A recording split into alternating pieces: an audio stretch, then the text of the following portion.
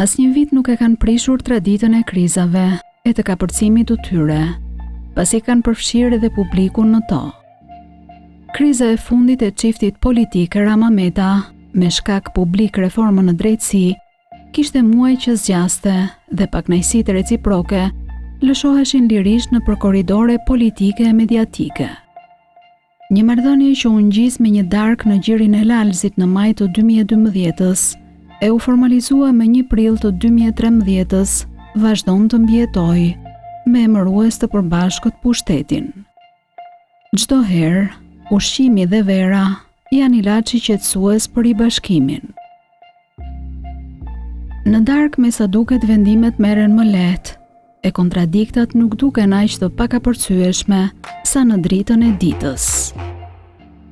Një darkë, mbrëmjen e një gushtit në rezidencën qeveritare, e mëtej një pasdarkë me shumë gota verë në një nga restorantet Buzdetit në Durrës, ka pajtuar edhe këtë herë Ilir Metën e Edi Ramën në vitin e fundit të mandatit qeverisës.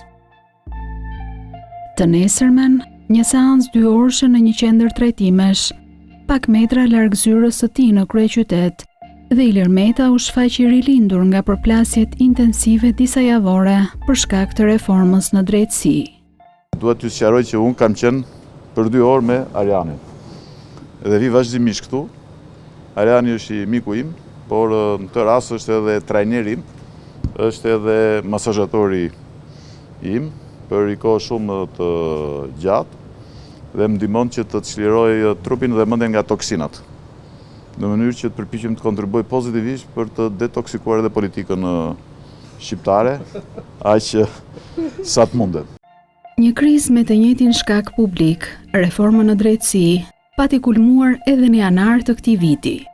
Mes kontradiktave mbi draftin e ekspertëve, edhe ndërprerja e mandatit të prokurorit të përgjithshëm, që pëlqehej nga Rama, por jo nga Meta. Asgjë që nuk e rregulloi një darkë 3 orëshe në një nga restorantet luksoze në Tiranë. 140 pro. 8 muaj më vonë, reforma u votua me konsensusin rekord të 140 deputetëve, edhe shkak për këtë konsensus të detyruar u bë Ilir Meta.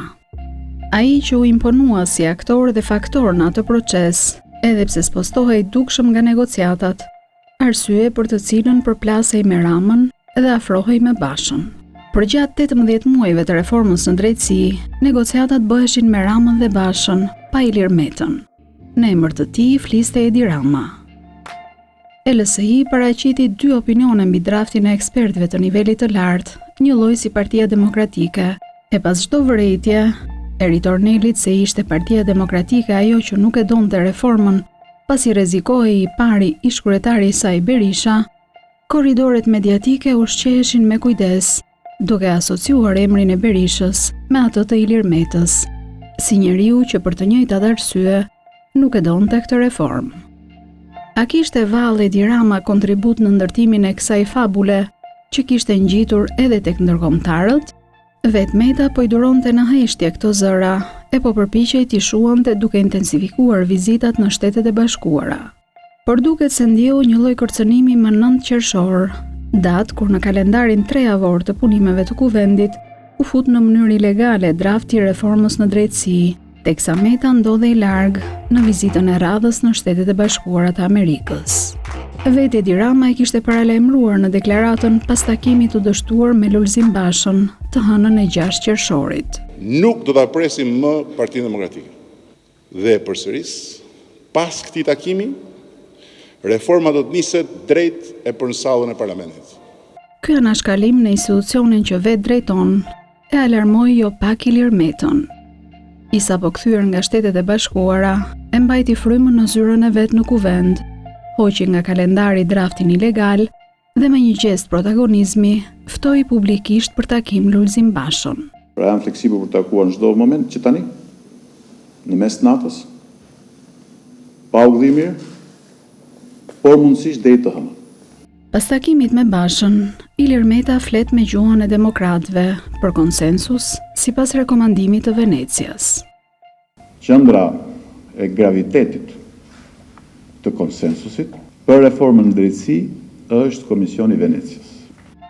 Ndryshe nga kryeministri, që ndryshoi formatin orët e fundit para takimit me Bashën, për të marrë në krah edhe Petrit Vasilin e LSI-s, Ilir Meta nuk ishte bërë të njëjtën gjë. E të nesërmen, si rrallë herë, ishte ai që i shkoi në zyrë Edi Ramës. Pas tij në selinë e qeverisë mbritën 2 ambasadorët, Lu dhe Vlahutin. E Fatmir Xhafaj, që doli prej andej, kishte thirrur mbledhjen e radhës së komisionit të posaçëm parlamentar që drejton, për të shqyrtuar draftin e reformës me disa ndryshime, mes të cilave edhe një kërkesë e njohur e LSI, mos ndërprerja e mandatit të prokurorit të përgjithshëm. Natyrisht, kryeministri nuk ju referua kësaj pike në daljen publike pas takimit me ambasadorët, por sqaroi vetëm ndarjen me Partinë Demokratike. Për vettingun nuk ka negociat, nuk ka kompromis, nuk ka tërheqje. Këto 2 institucione janë matan vijës kuqe. Shumica e cilësuar në këtë rast është vija e kuqe, që ne nuk do ta kapërcejmë dhe nuk ka asnjë lloj mundësie për të bërë asnjë lloj kompromisi me Partinë Demokratike. Të nesërmen, pas një mbledhje me kryesinë e LSI-s, Ilir Meta ju kundërvoi këtij qëndrimi.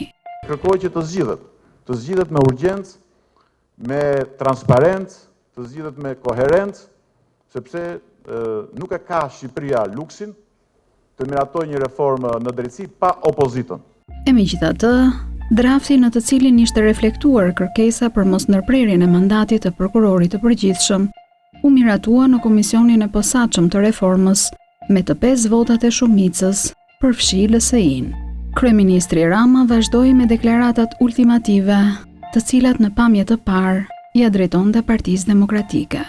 As nuk diskutohet që reforma me ju ose pa ju do të bëhet.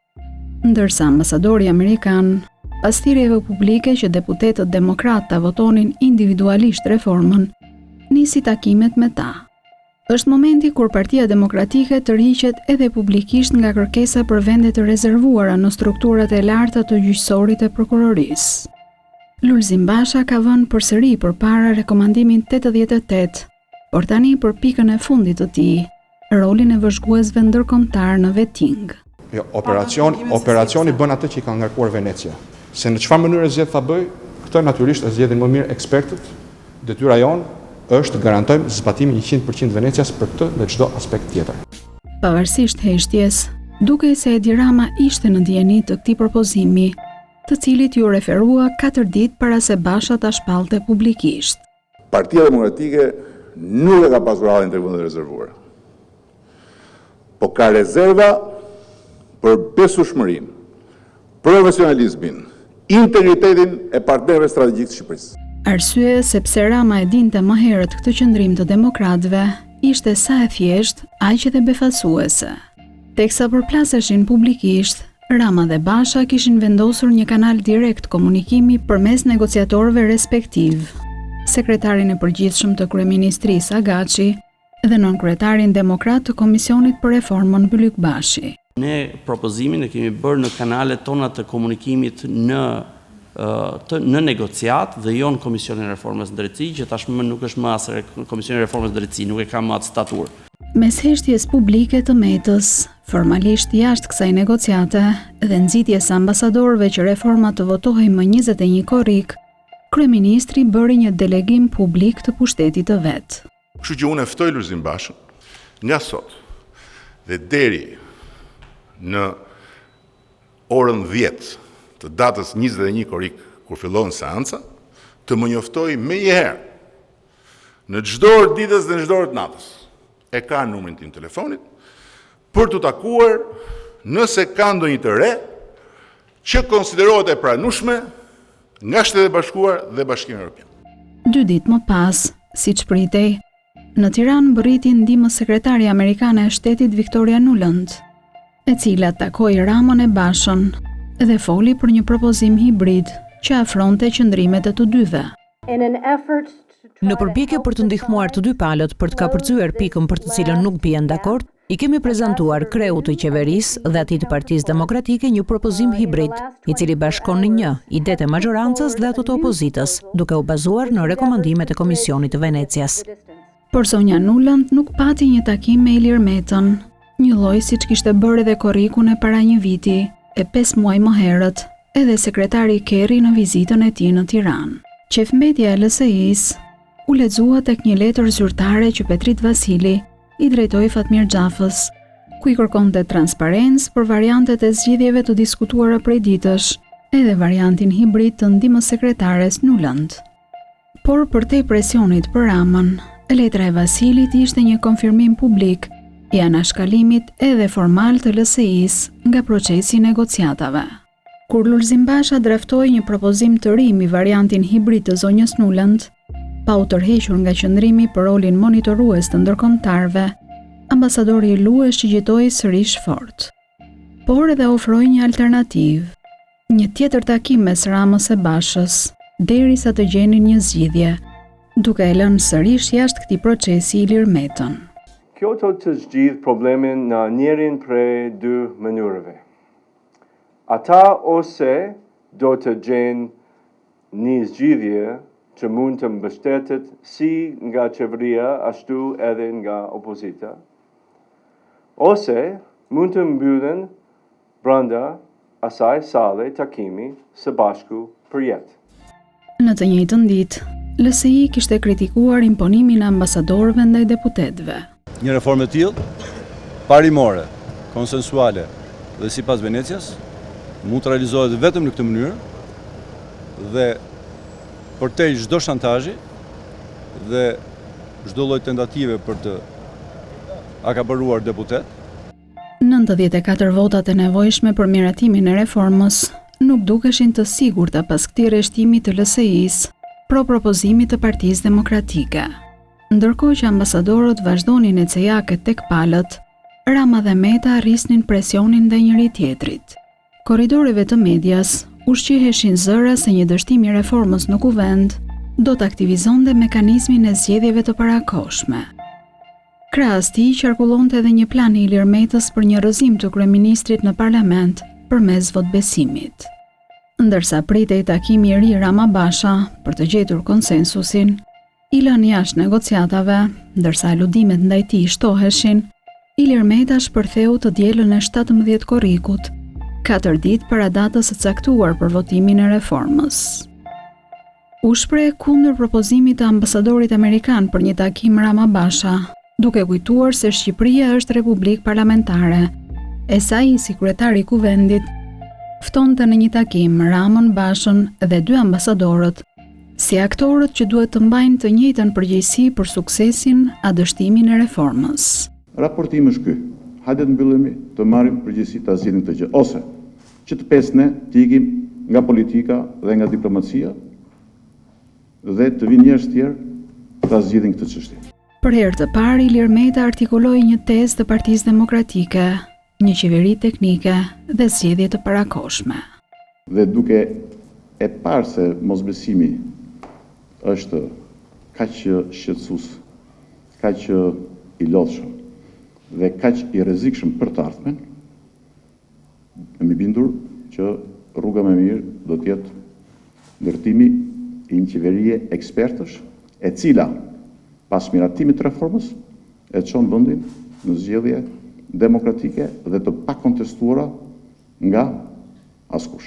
Foli për destabilizim politik në mungesë të konsensusit, e po për herë të parë vërtetoi publikisht shantazhet që po u bëheshin deputetëve për ta votuar reformën, indirekt edhe atij vet. Unë jam shumë dakord, ta vazhdojmë me fjalën burg, por nuk bëhet reforma dhe nuk arrihet konsensus duke thënë do shkosh ti në burg. Por reforma dhe konsensusi, ajo që do Washingtoni, Brukseli dhe mbi gjitha qytetarët shqiptar, nga politikanët shqiptar, është duke filluar unë do shkoj në burg.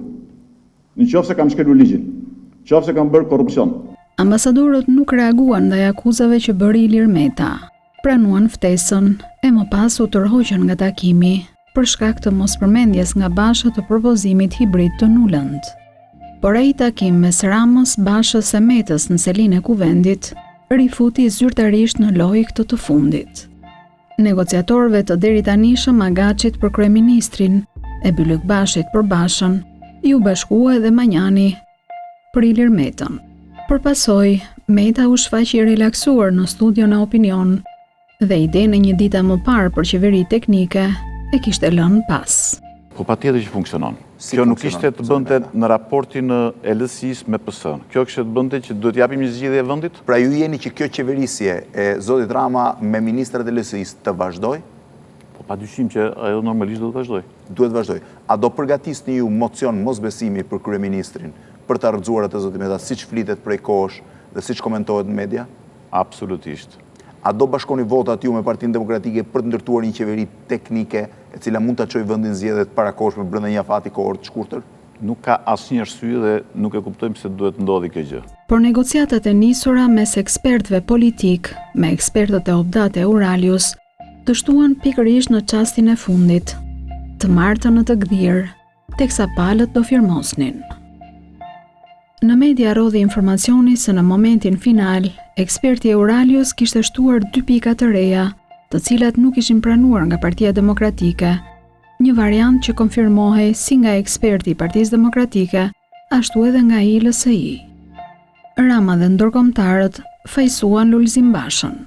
Do të ketë pasoja specifike negative nga Shtetet e Bashkuara për ata udhëheqës politik që do të votojnë kundër kësaj reform. Unë jam duke u dorëzuar partive politike hollësit mbi këto pasoja sipas udhëzimeve specifike nga Washingtoni. U sigurohej se këto pasoja do të jenë të rënda dhe afatgjata. Sërish Meta po dilte jashtë loje, e Basha mbetej i vetëm. Në këto kushte, të dy bashkuan forcat e i kthyen syt nga Brukseli te komisioneri i zgjerimit Johannes Hahn, që pasi komunikoi edhe me Edi Ramën, u ofroi një propozim një ditë para seancës së 21 korrikut. Zgjidhja përfshinte kërkesën e Partisë Socialiste për njohjen në kushtetutë të operacionit ndërkombëtar të monitorimit për vettingun dhe kërkesën e Partisë Demokratike që ndërkombëtarët të kishin në rol rekomandues e jo vendimarrës. Propozim që u pranua nga të gjitha palët. Por historia e të martës në të gdhir u përsërit edhe të mërkurën në mbrëmje, kur negociatorët thjesht duhej të reflektonin në draft sugjerimin e pranuar të komisionerit Hahn, e më pas të kalonin draftin në komisionin e posaçëm të reformës. Formula e zgjedhjes së anëtarëve të Këshillit të Lartë të Gjyqësorit dhe Këshillit të Lartë të Prokurorisë e të dy organeve të vettingut i ndau palët dhe solli dështim të negociatave. Partia Demokratike pretendonte se kjo ishte diçka e dakordsuar më herët, e LSI ishte në krah të saj. Por të dyja pritën më kot ardhjen e socialistëve në Komisionin e Reformës deri pas mesnate. Një deklaratë e fortë e ambasadës amerikane shënjestroi sërish Lulzim Bashën për bllokim të qëllimshëm të reformës me një kërkesë të re të papranueshme. Ambasada përsëriste thirrjen që deputetët ta votonin individualisht reformën. Të nesërmen më 21 korrik, ditën e paracaktuar të votimit të reformës në drejtësi në Kuvend, Lulzim Basha hodhi poshtë akuzat se kishte paraqitur një kërkesë të re. Një orë më vonë Ilir Meta mori në dorë situatën. Kishte thirrur konferencën e kryetarëve për endin e ditës së asaj seance, që si rrallëherë bëri të hapur për mediat. Një komunikim i tensionuar, që më shumë se konsensusi i prishur një anshëm, reflektonte ndarjen e fortë mes Edi Ramës e Ilir Metës. Të lutem se po flasu sekretari Kuvendit. Të lutem. Se nuk e ke mbledhur komisionin ndjesës të kam thënë për të raportuar çdo gjë për seancën e sotme. E para një ulë zërin edhe jo nuk e mbaj ulë zërin, të lutem. Sepse nuk dua të toleroj situata të tilla. Të lutem. Kam 3 vjet që dëgjoj një parollë tënden me qetësi dhe me dashuri. Tash të paktën dashuria ka ikur, por të paktën rri qetësia. Unë jam kryetar komisionit dhe kam shumë respekt për funksionin e kryetarit Kuvendit. Por dhe kryetari Kuvendit duhet të ketë respekt për Kuvendin dhe për institucionet që ka Kuvendi. Më pas në sallën e Kuvendit, ku deputetët e ndërkombëtarët prisnin nisjen e seancës, Ilir Meta e shtyu, duke detyruar palët të riktheheshin negociatave, me këtë paralajmërim të fortë që i drejtohej sa kryeministrit, aq edhe ambasadorëve. Duhet patjetër konsensus. Dhe vetmja mënyrë për të arritur konsensin është sipas Venecias. Dhe kam kërkuar që të gjithë aktorët, pas ardhjes të rekomandimeve finale të Venecias, të mblidheshin aktorët politik në mënyrë që të jepnin një zgjidhje dhe kjo reformë po të ishte vepruar ashtu sot do të ishte duke u zbatuar. Nëse Partia Demokratike, Lulzim Basha, Sali Berisha, Josefina Topalli, pas sqarimit të këtyre momenteve, nuk duan të votojnë reformën, sepse kanë frikë nga reforma, të jeni sigurt që unë dhe 20 deputetë LSI-s do ta votojnë reformën, unë do t'ik nga kryetar parlamenti, do ta votojnë reformën, do ik nga kryetar parlamenti, pse do iki se s'mund të ri në një parlament që voton nën presione, nën shantazhe, me SMS-ra, i reformë që duhet ta votojnë me bindje, do ta votojnë me bindjen e vet, për vendin e vet dhe padyshim edhe për partnerët e nderuar që kemi këtu. Me hira me pa hirë, të gjithë ju bindën Ilir Metës, që ngriti shtabin e negociatave të kryesia e kuvendit. Pas 6 orësh e gjysmë, palët arritën një marrëveshje. Drafti u miratua në komisionin e posaçëm të reformës. Seanca e shumë pritur e 21 korrikut mundi të fillonte pas orës 23, ndërsa votimi unanim u realizua në të gdhirë të datës 22 korrik.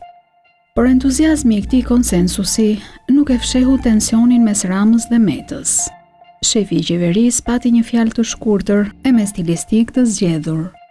Nuk foli për konsensusin unik, Merita Alatit Meta, por për vulgaritet politik antiperëndimor. Ndjes sepse as Shtetet e Bashkuara, as Bashkimi Evropian dhe padyshim as ky popull i lidhur me zemër dhe me mendje me Europën e me Amerikën nuk e meritonin që në kulmin e këtij procesi historik të shihnin shpërthimin e një vulgariteti sovran kundër rrezikut euro-amerikan.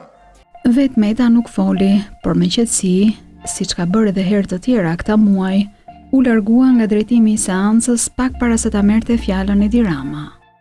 Për të rikthyer në fund të fjalës së kryeministrit, me mëdyshjen e dukshme, nëse duhej ta falenderonte nominalisht Ramën pas mbarimit të fjalës, siç e parashikon etiketa e punës. Falenderit. LSI nuk pati një fjalë në emër të grupit siç bën partitë e tjera e siç e parashikon rregulloria. Kryeministri u largua menjëherë pas duartrokitjeve të votimit unanim, edhe pse Meta kujtoi se kishte edhe ligje të tjera për votim. Suksesin e këtij konsensusi, Ilir Meta e Lulzim Basha po e përjetonin bashk deri në Filadelfia, drejt së cilës u udhëtuan të ftuar në konventën e demokratëve amerikan, ku do të zyrtarizohej kandidatura e Hillary Clinton për shtëpinë e bardhë. Train me how to fight for consensus. Consensus building is the Swedish trademark. Absolutely. Ndërsa në Tiranë, Edi Rama shkëmbente replika me Sali Berishën në ato që u quajt seanca e fundit e kuvendit për këtë sesion, teksa 7 ligjet kushtetuese do të rimerreshin në shtator. Por ndërkombëtarët nuk e kishin më aq nge. Insistuan që miratimi i ligjeve të bëhej sa më shpejt, sidomos ligji për vettingun, draftin e të cilit ekspertët e huaj u adorguan të gjithë anëtarëve të Komisionit të Reformës në Drejtësi me ndryshimet sipas marrëveshjes mes palëve politike. Kaq mjaftoi që Ilir Meta të ndërpriste vizitën në Shtetet e Bashkuara e të kthehej me urgjencë në Tiranë, me argument sqarimin e konfuzionit të krijuar e për të rimarrë rolin si faktori konsensusit. Shpalli se parlamenti do të mblidhej sërish në gusht për të miratuar ligjet e kërkuara. Në fakt, çka gjeti në Tiranë ishte një ftesë për një event në Pallatin e Brigadave, nga kryetari socialist i Komisionit për Reformën në Drejtësi. Qëllimi ishte falenderimi dhe vlerësimi për ekspertët dhe ambasadorët që ndihmuan në përmbylljen e ndryshimeve kushtetuese, ndërsa Meta ishte thjesht i ftuar, një lloj si Lulzim Basha, që e bojkotoi. Meta ju nënshtrua protokollit të ndryshuar, ku fjalën e fundit e kishte Edi Rama. Vlerësoi disa herë nominalisht opozitën e Lulzim Bashën e i kujtoi aleatit bashkëqeverisës kryeministër se qenia në opozit është një realitet ciklik. Kam i mesazh për kolegët e mazhorancës. Nuk duhet të harrojmë se dikur kemi qenë të gjithë në opozitë. Nuk duhet të harrojmë se Shqipëria është një demokraci e pakthyeshme, ku rotacioni është i pashmangshëm. Për të gjithë ne dhe i ditë përsëri do të jemi në opozitë. Unë e kuptoj në njëherë kur opozita kërkon tension, por unë nuk besoj kur se është interesi i mazhorancës dhe i qeverisë që t'i përgjigjet në të njëjtën mënyrë. Nuk fitojmë asgjë në rast se opozitën e detyrojmë që të duket më keq, sepse kjo nuk e ndihmon Shqipërinë, për cilën ne si mazhorancë kemi përgjegjësi kryesore sot, që të duket më mirë. Përpara Bashkimit Evropian, përpara NATO-s dhe Shtetit Bashkuar të Amerikës, përpara gjithë vendeve partnere dhe në rajonin tonë. Ndërsa kryeministri evidentoi kampin kundër ndërkombëtarëve, që i referohej me aludim Metën dhe Bashën. Votua nga 100% të deputetët kuvendit, fal 3 faktorëve themelor. Së pari, presioni i vullnetit popullor, që u mishërua natyrshëm, qysh në kryet procesit, në bashkëpunimin e shumicës qeverisëse me aleatët strategjik të Shqipërisë. Së dyti, presioni i pazakonshëm i aleatëve strategjik mbi bllokun kundër reformës, që arriti një kulmim vendimtar në fund procesit, dhe së treti, presioni që krijoi brenda atij bloku kurajoja e disa deputetëve, që garantuan shumicën kushtetuese për votimin e reformës. Ky tensionim që nuk i fshihej publikut, përkonte me përpjekjet e ecshme të palëve prej ditësh për të siguruar shifrën magjike të 71 votave në kuvend, për një mocion mosbesimi që do e rrëzonte ose rikonfirmonte kryeministër Ramon. Takimet të Metës me Bashën dhe dreka me eksponent të majt në mëri me Ramon, si ish deputeti Kokdhima e ish presidenti Mejdani. Por edhe Edi Rama bënte takimet e veta, jo kaq mediatike. Ky lloj presioni i llogaritur, edhe pse llogariti dolën vetëm njërit, ishte aperitivi që u hapi oreksin për një darkë mes të dyve. Vend takimi, rezidenca qeveritare në Durrës. E pasaj edhe një seancë e dytë, post dark, me shumë verë në një restorant Buzdetit. Të nesërmen pas 2 orësh seancë trajtimi, Ilir Meta u shfaqi rilindur edhe për të ardhmen e koalicionit. Koalicioni, sipas vlerësimit tim, duhet të vazhdoj të bëj maksimumin të përmbushë detyrimet e tij programore. E me këtë kthes publike, Ilir Meta vazhdon të ruaj rolin e interlokutorit me opozitën. Një kafe rastësore me Lulzim Bashën në seksionin VIP të aeroportit të Rinasit, në pritje të njëjtit avion me destinacion Vienën, u bë e njohur në media. Edhe pse disa orë më herët Lulzim Basha kishte folur për qeveri teknike që do përgatiste zgjedhjet e parakoshme, ndërsa pas masazhit Ilir Meta konfirmonte se gjithçka shkonte mirë në koalicionin qeverisës. E në studion e ABC News, Ilir Meta tha se nuk kishte arsye për zgjedhjet e parakoshme. Mendoj që qeveria në tërësi përpiqet të përmbushë angazhimet e saj. Një lloj ndryshuar, Ilir Meta u shfaq edhe për marrëdhënien me ambasadorin amerikan. Sa hiq të merak ju e gjithë, me ambasadorin kam vetëm marrëdhënie zyrtare dhe me dëshmitar. Raportin më të mirë me ambasadorin Lu, ndoshta mund ta kem unë, për arsye sepse gjitha çështjet që ai ka patur prioritet në emër të Shtetit Bashkuara kanë merituar aprovimin e menjëhershëm nga ana ime, për shembull, për dekriminalizimin. Nuk është hera e parë që Ilir Meta tërhiqet, pasi e ka çuar presionin publik dhe politik në maksimum. 71 vota kundër kryeministrit nuk duken gjë e lehtë me resurset bindëse të qeverisë. Rikthimi tek Rama duket një zgjidhje pragmatiste, pa e hequr vështrimin nga Lulzim Basha. Sa do zgjas vallë ky ribashkimi i radhës mes Ramës e Metës, vështirë të parashikohet me ndryshimet 180 gradëshe të humorit politik. Por e sigurt është se takimet, drekat e darka do të vazhdojnë në ditët e javët e ardhshme për t'i ndarë sërish me median, ndërsa interesi i ndarjes së pushtetit do vazhdojë të mbetet afrodiziaku i qëndrueshëm.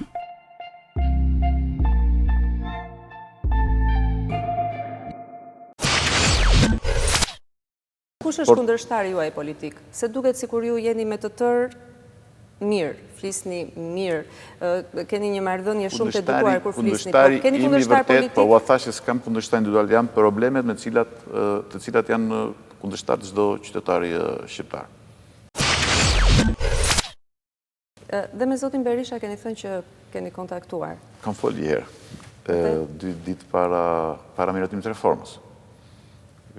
Nuk e kisha dhe numrin e tij, ose e kisha fshirë, por kam pasi probleme me celularin edhe për këtë rast, vetëm një herë, mas kaq kohësh, numrin e tij më dha zoti Bylybashi, ka qenë një bisedë tepër korrekte, sepse edhe unë kisha një ide se mos ndoshta siç ishte kriju një legjend që pengon Berisha, dhe ka qenë tepër i qartë edhe konstruktiv, ka qëndruar në atë drejtën e tyre dhe kaq.